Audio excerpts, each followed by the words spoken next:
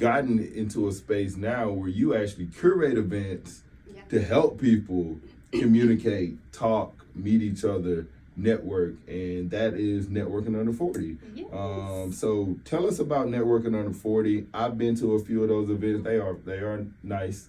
I will tell you, what you sold me on is you had them Brussels sprouts in there that first time. Everybody loves the Brussels sprouts. Listen. Everybody loves the Brussels You sprouts. had them Brussels sprouts. I'm like, oh, this is quite a nice event. If anything else, I know I got some Brussels out of this. And Brussels sprouts was like my vegetable of 2022. So 2023, I got to see what you bring, what the platter gonna look like. I got to see what the platter gonna look like. Oh my goodness. So you sold me on that. So impressions are everything on my very first event. I actually came to your first event by myself. And Tia, my wife, just thinks I'm crazy for just going to networking events by myself. But I don't mind. Yeah. At all. Like I said, I'll talk to a brick wall. So Network Under 40, I found out about it through social media, Eventbrite, and I saw a few things on it. I'm like, I'm gonna go. And I felt like it was like, I forgot when that event was, but I was like, it was August.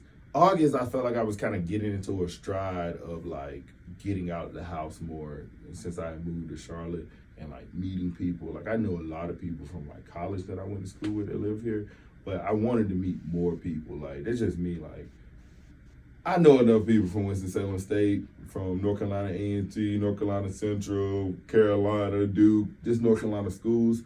But I gotta meet more. I gotta meet more people. Like that just helps me feel good about my space and whatnot. So Network Under 40, I found out about it. Really dope event that you host monthly.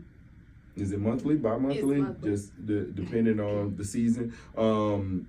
Talk to me about that, like Network Under 40, why you wanted to curate this type of space for young professionals, I guess, across the city of Charlotte. Yeah, so with Network Under 40, I came about it by circumstance. So whenever I'm going to a new city or visiting a city, I always look for networking events because you never know who you're gonna meet. And I was in Atlanta visiting my friends, and I signed up for Network Under 40 in Atlanta. And I actually met a guy who him and his partner had just moved from Atlanta from Charlotte. And so we just started talking, and he was like, you know what? You should host this event in Charlotte. And I'm like, no. Yeah. That ain't my thing. And he's like, you'll be so great at it. And he just made it sound so great. And I was like, no. I was adamant, no. He was like, well, if you want, I could just give you the person who, you know, you would need to get in contact with to do it. And I was like, okay, I'll take the contact because, you know, we network, we moving, we don't know what the opportunity is. You know, you just go with it. And so I got the contact, and I was thinking about it on the drive back to Charlotte. And then when I got home that first week back in Charlotte, I was just thinking, like, I need to do this because what is it going to do for me, right?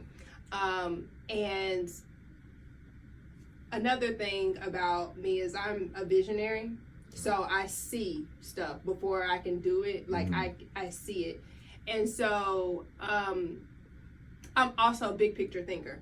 So whenever it comes to like certain things, of course I know myself, I needed to work on my organization, my organizational skills, whether that is, you know, thinking about things from an entrepreneurial perspective and gathering all of the materials that it takes and start working on it. Like, I don't know what it's called, but basically I needed something tangible to practice with because I'm so here that if I don't put myself in a position to have something tactile, it's not going to go anywhere. So I saw Network Under 40 as an outlet. An experience. You needed to make I need to touch it. Yeah, I know what you mean. And it was Network Under 40. You know, I submitted my application, which was like a video application, and then I got it. And I was like, yay! But yeah, that's, that was how I ran across the opportunity, and then what I saw in that opportunity in order for it to like grow me personally while also helping other people. Yeah. And key thing, you got over that video application. Baby, you want to know how many times it took me to record it? Hey, but you got it done, though. You got it done. I made like 50 videos. It be that way, though. It was like, horrible. Like, and I always tell people on YouTube, like, people on YouTube have cut and done it a billion times before what you see. Yeah, but that was too much. It was draining. But guess what? You're here. I am here. You got it done. Thank the Lord. And so you brought Network Under 40 Yes. to Charlotte. How was that like process of just getting it off the ground? Yeah, so we have a really good team with Network Under 40. Essentially, they've been curating events. Whoops. Can't drop the PC. Look, not again. Can't drop the Not PC. again. Right, exactly. Can't drop the PC. Yeah. Network Under 40 has been around for over 10 years, so they've been curating, events in different cities. So they already have this foundation of what it takes to get your things up. But it is very much so entrepreneurial. So you have to, find your own event space. You have to, find your own sponsors. It's very rigorous, which I really needed for where I want to go in my personal, life. But it's also, not that easy. And so initially, I was looking for ambassadors. Like I had to find and recruit ambassadors, and honestly, it was pretty easy because the people that I have on my team, they're great. Thanks, Sam, Kara, and Abraham. You guys are great. They were actually at that first event that you were at, and they came to me and were like, "Oh, we want to be a part of this. This is great." But yeah, I mean, it's just very entrepreneurial. Yeah. When you thought of it, like, well, not when you thought of it, but when you decided to like curate it in Charlotte, was there a specific audience? Like, is it just anybody under 40, or is it like a specific type of young professional that you were looking for to be able to just get in that space? I see Network Under 40 and what I want to see grow with Network Under 40 and, our attendees are, I would call it a lifestyle social club, because I want the type of person who wants to come in and meet other people, but also gain something in return, and to take that and put it out into the world. So, whether it be, in my college experience where I was working in the community, like doing these projects, or whether it be, just in my daily personal life, I believe that whatever I put my hands to or wherever I am, it needs to be an innovative space. It needs to be a space of challenge. It needs to be a space of daring to step outside the comfort zone, which, as you know now, and all of you know, that has been what echoes my life. And so we do try to target introverts because it gets them outside of their comfort zone. I know a lot of our attendees are introverts, and they come in and they feel that it's a safe place because we make it comfortable for them. And then, we have the questions that you have to read, and that makes a little conversation a little easier. Icebreakers are important. They are very important, and depending on how you do them too, because sometimes it's like putting people on the spot. But if it's like on your name tag, it's like, oh, it's conversational. Like, oh, I see your name is Kyle. Oh, what is your question? And it's a little more conversational. Yeah, I think icebreakers are extremely important. Some people do them wrong. They put people in really uncomfortable situations, but there are some good icebreakers that can really make the room feel safe. Makes people feel as though they're in a place where they can be vulnerable. And so I think yours definitely hit the mark for that. Do you remember the question from the last event? Oh, yes. What do you give one word that you plan to be, one word for what you want to be in 2023? And we're both doing ours right now. And you see how that brought us together full circle? Shout out. You know what I'm saying? And you got on me though. You was like, that is not one word. That is not one word. And I didn't read the question right. It was like, I thought it said, who do you want to be in 2023? And I put a podcast host. And I was like, That's all I want to be in 2023. Like, I got a lot of other things I'm involved in to do, but what I want to be in 2023, I want to be a podcast host. Like, I really want to take podcaster, Kyle. I could have used podcaster, but I could have used podcaster. But I'd rather be a podcast host. So hyphen my joint. I'm one word, combine it. So I thought that was super dope. And then when you go to other people's, you can kind of, you don't know what the word means. It can't tell you everything about them, but it gives you at least a preconceived notion of what they may be interested in. Like, I saw wealthy, I saw successful, I think I saw like generous on one of them. So like, just seeing that, like, when I think of generous, I'm like, oh, they want to be philanthropic. They want to give more. They want to be able to do those. And when I see wealthy, it's like, I got to create streams of income to build wealth, or if there's wealth just within myself personally that you consider yourself considered wealthy.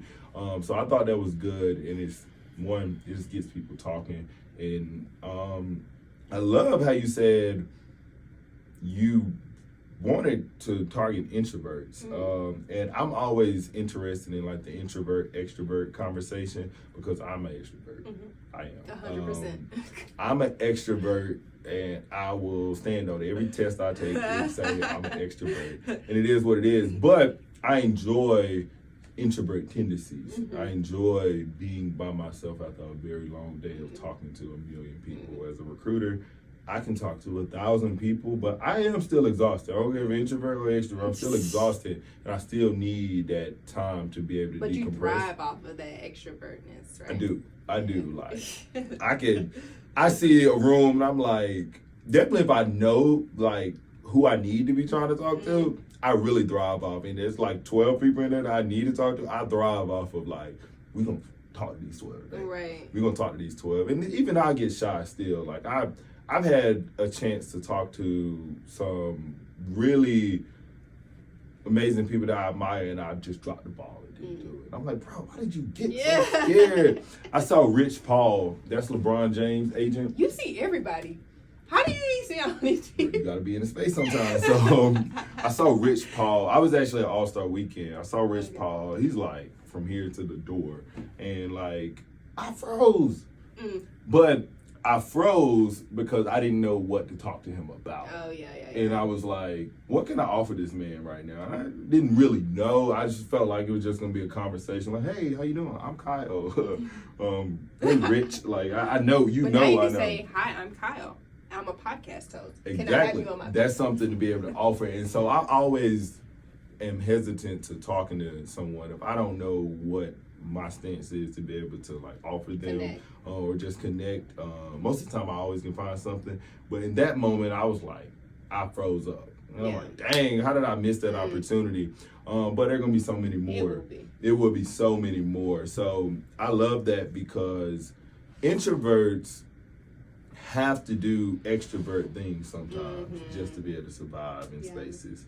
And I've been learning that through like the executive coach we have in my MBA program. They're like, you can be an introvert, but once you learn how to thrive and pull out those extrovert tendencies in certain spaces, it can really drive value and just a lot to your life. So I'm glad that you have a space for those people to be able to build and grow, and for those extroverts to be able to learn how to tone down and meet an introvert where they are and like communicate with an introvert. Like, you can't just be jumping up in people's face sometimes because it's not gonna come off well. And I also know I'm tall. Some people feel like I'm towering over them. So I'm like, back up, dog. Like, introduce yourself. Be a little subtle with it, so you don't have to like make people feel intimidated, because some people are introverts, and I know I got a loud voice. I can get in front of your face and I might be looking down on you, and that can be intimidating. So I'm glad you have a space where you allow people to be at that medium in those areas. Piece I really enjoy about Networking Under 40 is the diversity of the people that attend the event. I go to a lot of networking events. Even if I don't know they're a networking event, I just go, like, if it's a happy hour, there just might be people there. I just go to a lot of spaces, and then even though sometimes those spaces may be somewhat like catered to one specific group or whatnot, like it could be all Black people, It could be all white networking event, and I see that a lot.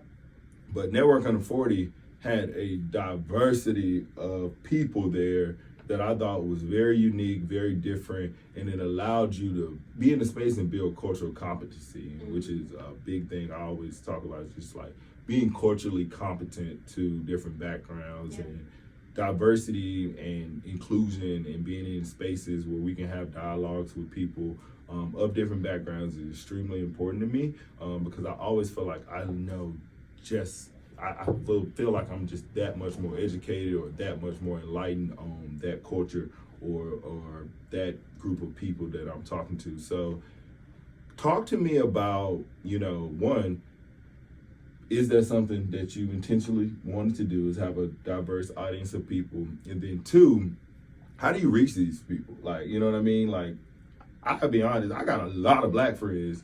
I don't got a lot of white friends. Yeah. I have a few, you know what I mean? But I probably wouldn't have enough to fill a room up of different audiences and whatnot. Yeah. So talk to me about that, how you curated that type of space. Yeah, I think diversity has just been a natural thing for me. Even though I was raised in a small town, we had a lot of just diversity. I mean, it was a primary Caucasian town, but we would have an Indian guy in class, and then it'll be me, and then well, not just me, but other black people. And then I chose my college too based off of diversity. So I've always been in spaces of diversity, so it's not a thing for me per se. So I think it just naturally comes with the space of just people wanting to get together and get to know other people. And I think it's a beautiful thing because there's a lot going on, and I mean, everybody has they can have any type of excuse to choose not to want to get to know somebody else of a different background or with a different mindset. But I think one thing that, we try to focus on with Network Under 40 is we're all human. Yeah. And that is the center point of what I tell my ambassadors, make even the person who's sitting alone and sitting, by themselves comfortable. Let's go talk to them. That's our focus. Our focus isn't, congregating with everybody. We got to work the room. Yeah. And I think that's what welcomes more people of different backgrounds. And, I mean, we put it out there for whoever wants to see it. And granted, Charlotte's a growing melting pot. Absolutely. So there's so many new people moving to the city, and with those people moving to the city, they're looking to meet people. Absolutely. So what better place than Network Under 40? Hey, I think you should definitely go to the Network Under 40 if you haven't been.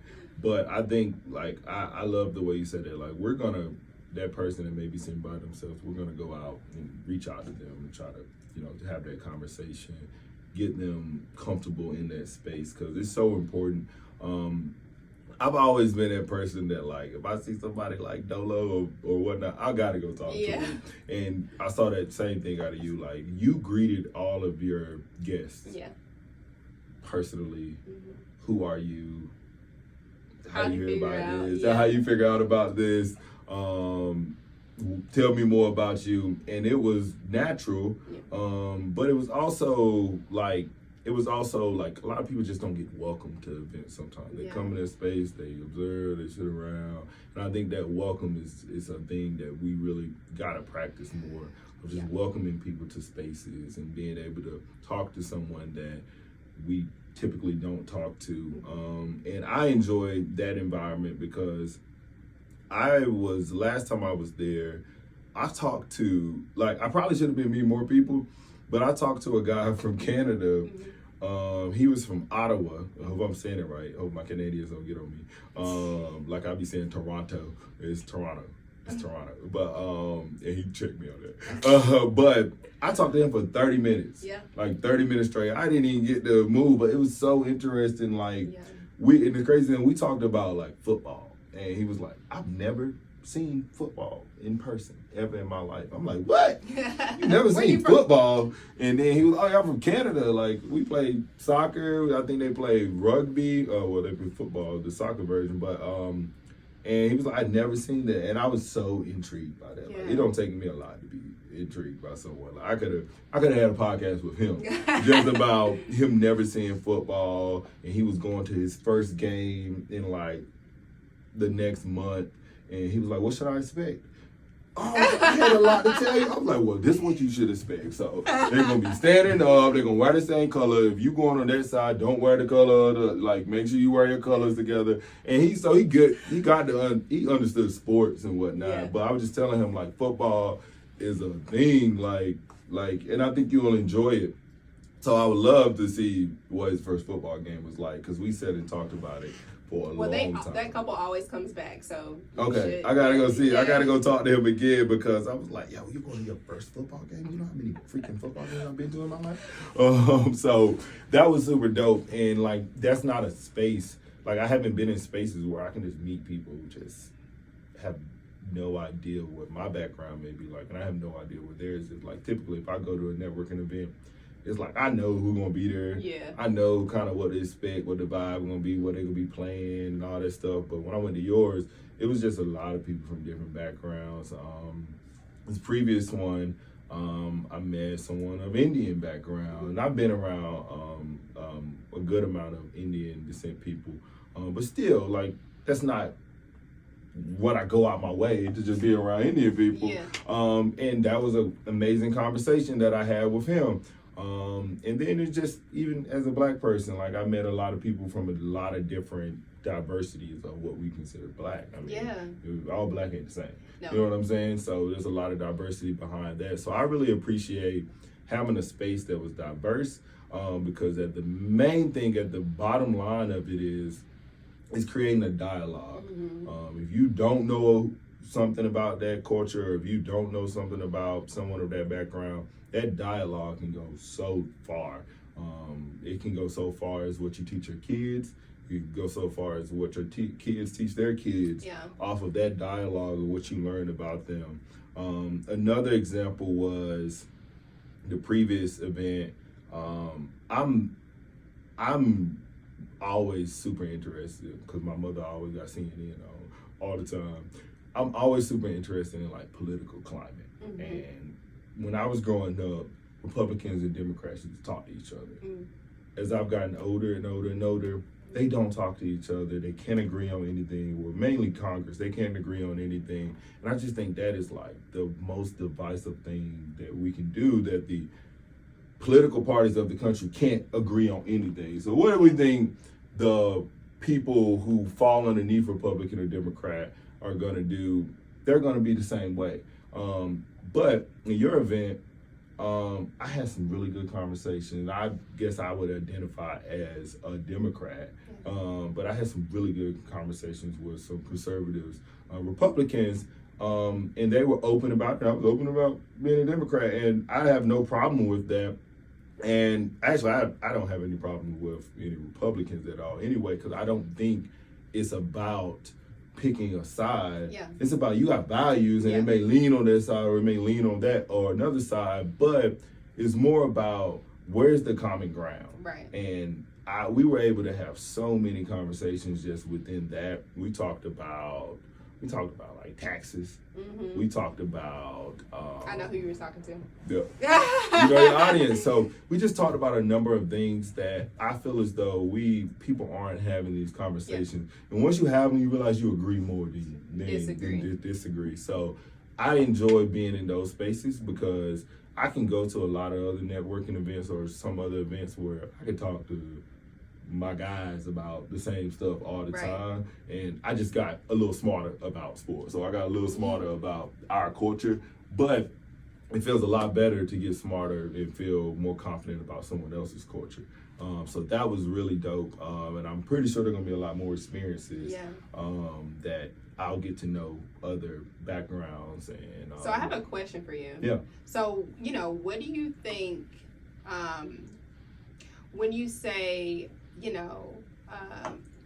you enjoyed the part that I kept hearing you say is what you enjoyed about Network Under 40 is the diversity of it all, right? Mm-hmm.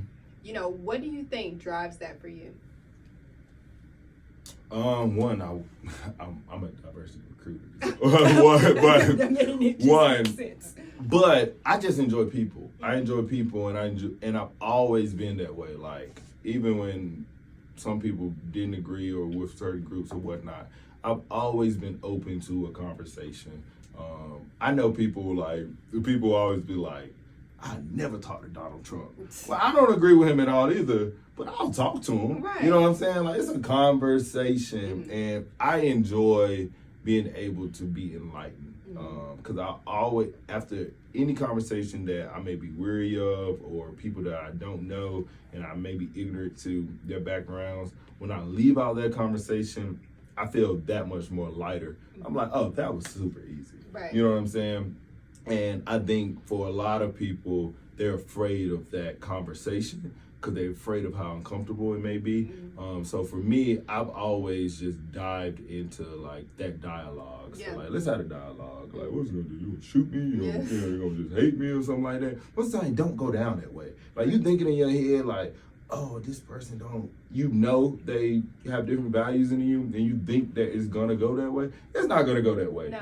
And so once you have that dialogue and that conversation, it's like, we got a lot more in common. And I've enjoyed just getting those moments. Like, that's my dog right there. He believes this, I believe this, but we agree on this. Yeah, he's a real one, and I like that a lot, and I love those moments because those are the moments where you feel like you just got a little bit closer to someone. So that's what it's been for me, is just I can have those dialogues with people that I typically don't get to have a conversation. Do you feel that is aided to some of your success, is you being able to have that dialogue? Yes, absolutely. I think I've been able to I believe in allyship, and I think people have been able to be allies of me because I respected them and they respected me in return. Or even if they didn't know a lot about me, I was able to give them clarity on my background, and they were able to give me clarity on theirs. So I think it's definitely helped me. It's helped me working in corporate America. I work in corporate America in a job where you may be the only black person on the team, and the more important thing is not looking at that, because you're in the job. Right. I always tell people that you're at the job, so you need to show up. Yeah. I don't care, you know, there may be spaces where you are the only one, but there is obligatory thing about you that you have to show up. Right. And that's me. I feel like, look, there's no way I'm gonna walk into this building and not speak to the rest of the white people on my team, right? Just because I'm the only one. Like, that is rude. Yeah, you know, it's disrespectful and things like that. So when you're in those spaces, show up and be you. And most of the time, when you do those things, those authentic relationships will continue to grow. And I've seen that really work out for me. Yeah. I think sometimes you can get in your own head and you can be like, I ain't got nothing in common with them. I ain't got nothing to talk about. Yeah. All they want to do is this, this, and this. But once you start having that conversation, you're like, dang, you cook your mac and cheese the same way I do. But they don't cook it like my mama. Hold on. Hey, that's probably true. That's probably true. But maybe that ain't a good example. maybe they fish like I do. Something like that. Yeah. But like, in general, like, I've just realized that those conversations, those dialogues have helped me get closer to people. And I read a book like fresh out of college when I got into corporate America, how to win friends and influence people. Oh yeah, I read that. Yeah, that was just super helpful for me. Like, you know, like, be open. Yeah. Talk to people. See what's going on. Yeah. How are you doing? How old are your kids? Right. Do they swim? Yeah. Do they play basketball? Oh, I do play basketball too. Like, those things go a long way. The most simple, smallest conversations that you can have with someone and get a long way. And I felt that in a lot of the people who've supported me in my life. The people I've supported is just because I was genuine and talked to them and able to have like just natural human being conversations. So I will attribute like being able to talk to multiple backgrounds as part of my success, whatever success was, but just a part of my growth and my evolution, though, for sure. And to your point, and through this time I was gathering information, by the way. Yeah, that's cool. Yeah, absolutely. But I'm gonna ask all the questions here. But even while you were talking about, your experience in Network Under 40 of the diversity, and that's what I want to hear. Yeah. I want to hear that you remember, and here's key points. Kyle said it, not me. You remember your first conversation. You remember your conversations. Yeah. Mm-hmm. It wasn't about the networking of it itself, but it was about the connection. Mm-hmm. And that's what Network Under 40 is. Yeah. It's really to just foster that communication and those relationships authentically as possible. Yeah. We've all been in places where, there are not we've all. Some people, they shy away, like you said. They shy away from being around people who look differently. Yeah. But, that should be where you thrive. Yeah. Because honestly, if you can't show up authentic, if you can only show up authentic where everything is meeting your expectation, you're not leveling up. Yeah. You're not growing. Surpass your own bias. Yeah. Go and talk to somebody else. Go and hear somebody else's objective. And even if you don't agree, you walk away a better person. Yeah. And to hear that you felt that with the Network Under 40 event is exactly what we look to curate, and is exactly what we look to continue to grow, and becoming more innovative in that space and having more diverse audiences. Yeah. It's important. It's just super important. Corporations, groups, companies can preach diversity and inclusion, but the real diversity of it is those conversations, putting people in the room together and just say talk. Yeah. You know what I mean? Like you could create a diversity program, the inclusion program, but if that inclusion program silos just one group because we just need more of those people, it isn't impactful as if you put people as a melting pot together and you say, I'm going to make sure that everyone is equitable and I'm going to provide everyone the same amount of resources to be able to be successful in this space. Yeah. So I'm a big proponent of equity. I think equity is the big piece.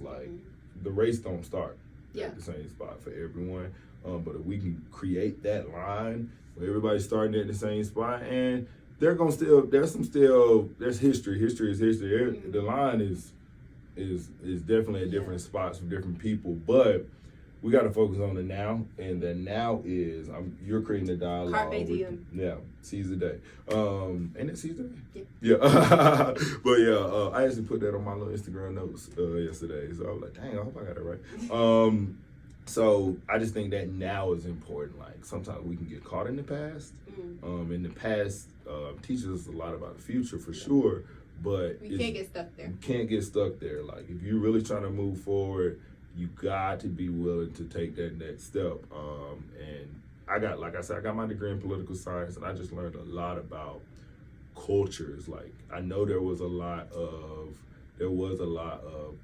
what I learned at my HBCU was around our history as Black people, our just background and how we've moved through so many different oppressions. Because I had some very strong professors who taught about that. But what I really enjoyed is they taught me to be open to other cultures while they were teaching me that. So you were empowering me, but you also were saying, still be open to the other cultures. So yeah, that was really big for me. There's another piece about Network Under 40 that I love to jump on, and that is because I'm an observer too. But I'm also a married man, so I just play my part. That's why I talk to people about football at your networking events. I ain't got time to be talking good. Yeah. But I've seen it also be, I always say there's a thin line between networking and flirting, and networking and dating. Yeah. And in a lot of spaces, people come to networking events to meet people and to try to get value out of that space and see what, job, collaboration, partnership, whatever it may be. But also, if you're a single person, you got other priorities that are definitely, you got other priorities. Single people have priorities, and that priority is to find someone for them, whoever it may be. And that networking space could turn into that space in somehow. What is your perspective on like that thin line between networking and dating and flirting in those spaces where you're there to network, but you kicking it off with someone? What's your perspective on that? Because I've observed people kick it off at your events. And it was positive, but at the same time, you don't want people to feel as though like, you know, they came here to get hit on or something like that. And that's not what, I'm not saying that's how your event comes off, but it happens at all networking events. We're people. So, yeah, we're people. Yeah, we got priorities. So what is like that thin line for you of like, the thin line is don't do it at my networking event. Okay. We heard it here. There's a stark difference between why not networking and flirting. And so here's the deal. In a professional setting, let's say you're at work. Are you going to openly flirt at work? I hope not. You may get fired. I hope not. And so I really want to host a professional networking event. You know, is to curate what the original founder of Network Under 40 instilled into what Networking Under 40 is today. So 10 years ago, the founder of Network Under 40 was a woman, and she was tired of going to networking events where all these old white men were hitting on her. Nobody was giving her opportunity. Nobody was giving her a job. And she started Network Under 40.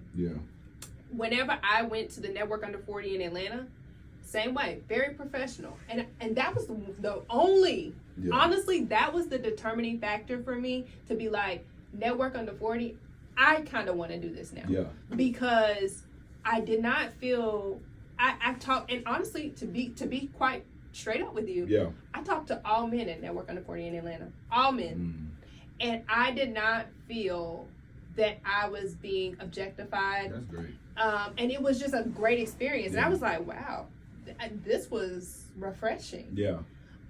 So yeah, I don't like the whole networking date type thing unless it's specific to the event. Like if it's like a, you know, speed date. Okay, Valentine's that's what Day we doing. edition. That's what we doing.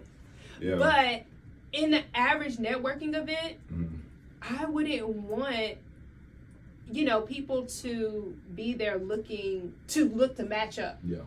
Now, again, we are people. And it happens. You know, but just do that over there. Get that number, you know, take it out the...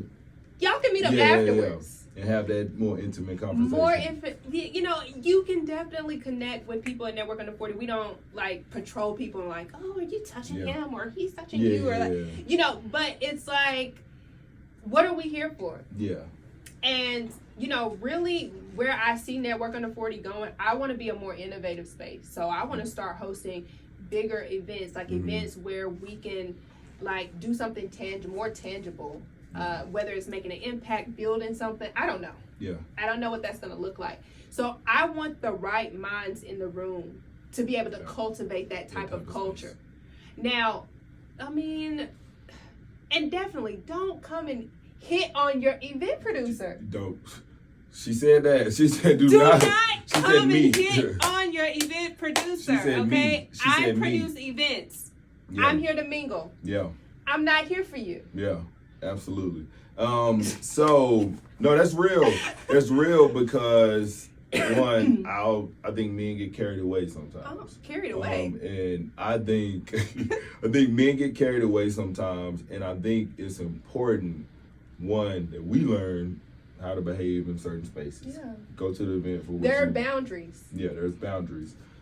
But from your end, how does a woman protect themselves to be able to navigate those spaces where men are doing some of those things, or how do they, you know, arrive at the event to maybe make men know that this ain't that. Mm-hmm. You know, any advice for women that have to go to a corporate happy hour and they go over there with all their male counterparts and one of them slipped a flirtatious word to them? Like, Right. why you do that? Like, you know, we co-workers, or you went to any networking event and someone's trying to get your number to talk to you in the first 15, 20 minutes rather than find out about who you are, the value you bring, the job, and stuff like that. Any advice for women who deal with that? Because I know it's a real thing. It happens all the time. It is. And I would say, you know, own your space. You know your intentions. I think we kind of all talked about that before we started this. And it is, you know, be intentional about what you're seeking after. Mm-hmm. If it's a job, if it's a collaboration or opportunity, then do that. Yeah. You know, I can tell you guys of a story. You know, I was in, I went up to the Hamptons with my friends, and we met these guys. Hopefully they're not watching. If you want to, though, subscribe. Let me tell you. And so I was talking to, you know, I'm in the banking space, and there was an exec from one of the larger banks that was there. And I was like, I would, you know, love to talk over, you know, business with you, just to kind of pick your brains about certain things that I'm coming across, like nothing too much pertaining to my actual work, but just the industry as a whole. And yeah, it was more of a flirt than anything. And so. What? It's all good. Keep going. But it, so, true. So, yeah, it's all good. But dang it, all good. I was gonna say, you can use mine. I don't know if y'all can get the phone. And that video was about 50 minutes. That was 50 minutes? Yes. That went quicker than the other one. That was 50 minutes, and that's why I was like, well, but my 22%. That was not stopped, right? No, it's not stopped. My 22% went 50 minutes. So let's abbreviate that and like kind of talk to me about the Hamptons joint, right? Abbreviate what? Wasn't the Hamptons conversation you were telling me? Yeah. Abbreviate. So let's just jump right into that. Yeah. Not abbreviated, but like we just jump right back into that because that one's still relevant. Okay, but you're not. Is he in the camera? No, that's good. That's still fine. Yeah, still good. We got the audio though, so we can really like B-roll. Yeah, as long as so y'all know what y'all doing. I don't know what I'm talking about. Let me stay in my little lane over here. We got the audio. We can. I ain't gotta be in the camera. Yeah, we all good. Yeah. Right. So your Hamptons. Yeah, I mean, he was cool or whatever, but one of my friends actually reached out to me a few months later, and she's like, "Yeah, so what happened?" And I was like, "Well, I mean."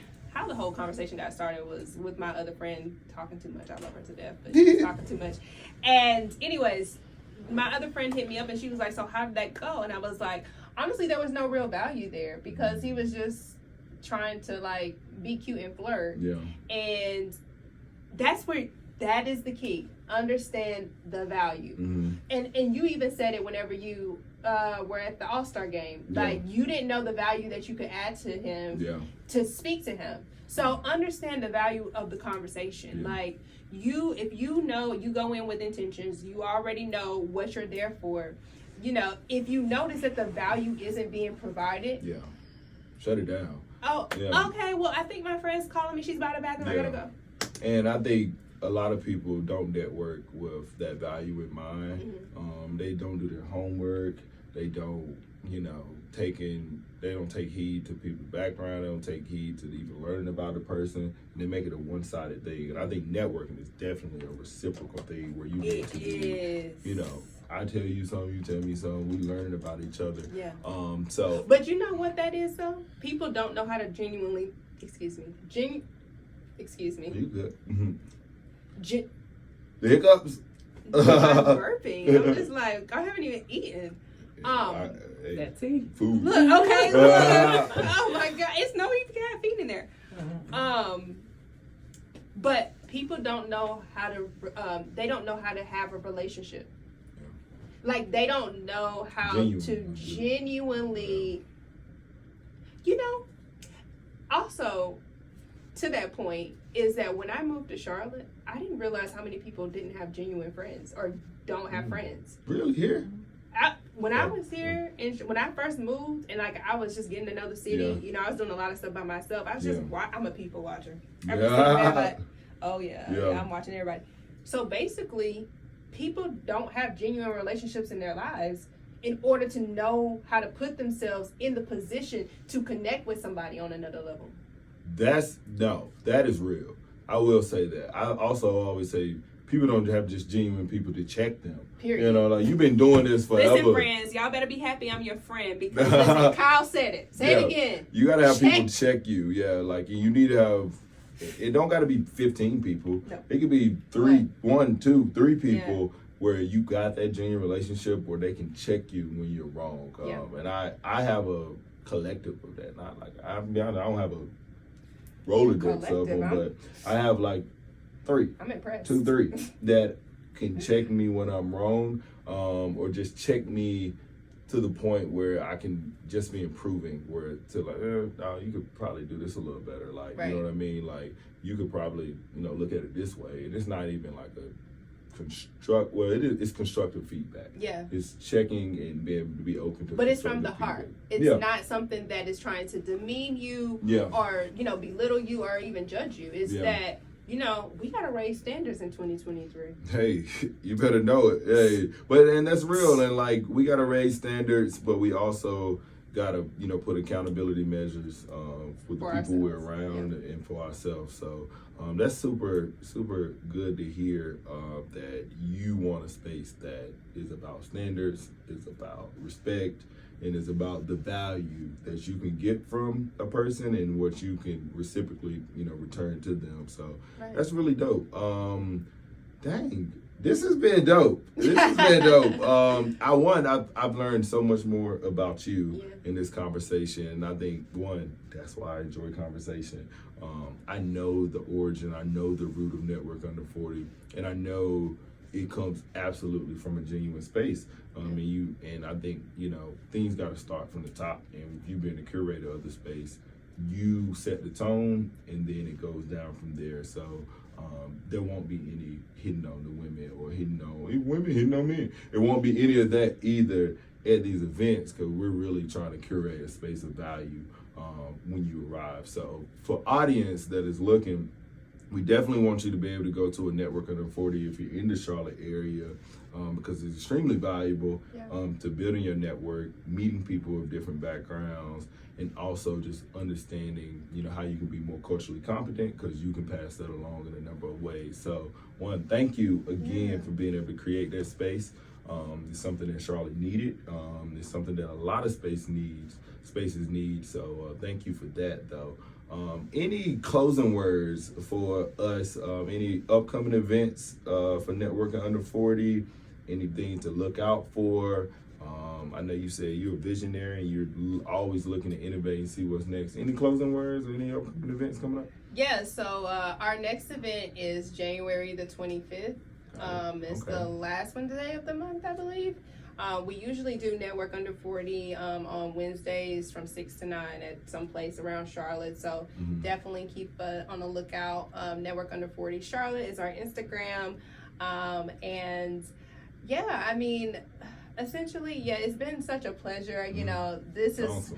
Speaking, on camera and like doing all of these things are just not my typical thing. But one thing, like Kyle mentioned earlier, is that, in our, 2020, our last event of 2022, the question was, who do you want to be in 2023?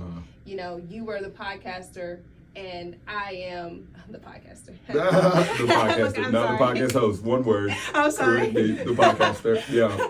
I was the executor.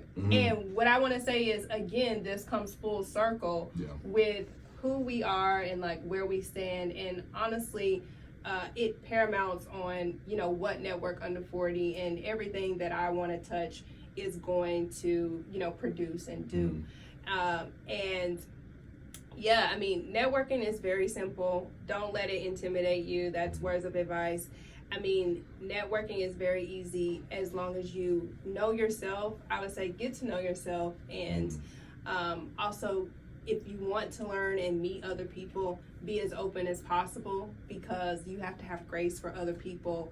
and have grace for yourself in the space of learning or gaining new skill sets or a new mindset on, you know, whatever it is that you want to do in life, and you should be able to achieve it without stepping on someone else's neck because you're in your own lane. So, you know, with that being said, you know, thanks for having me, Kyle. Thank you so much. That was